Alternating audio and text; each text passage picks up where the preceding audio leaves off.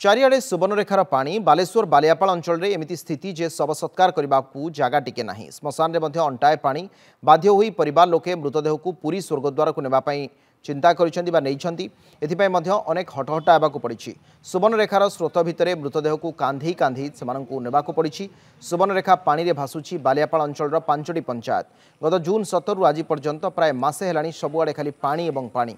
लोके डंगारे जीवा आसिबा करुछंती।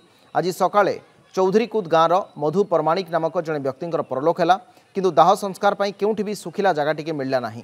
पुरी नेबाकू परिवार लोके शेष निष्पत्ति नेले। एथिपाई मध्य स्वर्गरथ गाड़ी जाए 5 किलोमीटर पर्यंत परिवार लोके सुवर्णरेखा स्रोतरे मृतदेह को कांधे कांधे जाइथिले। प्राय 5 किलोमीटर जाए सब कांधे कांधे जाइथिले लोक माने। तापरे एम्बुलेंस पहुंचीथिला एवं स्वर्गरथरे सेइठू से माने नेइथिले पुरी स्वर्गद्वार अभिमुखे। चारिआडे पानी शव सत्कार पाई मध्य सुखिला जगह टिके नहीं। ये बालेश्वर जिलार चित्र। गत मासे हेलानी बालेश्वर विभिन्न स्थान विशेषकर सुवर्णरेखार जो बन्या ता परवर्ती समय जल 5टी पंचायत रे एभली भाव स्थिति सृष्टि करिछि।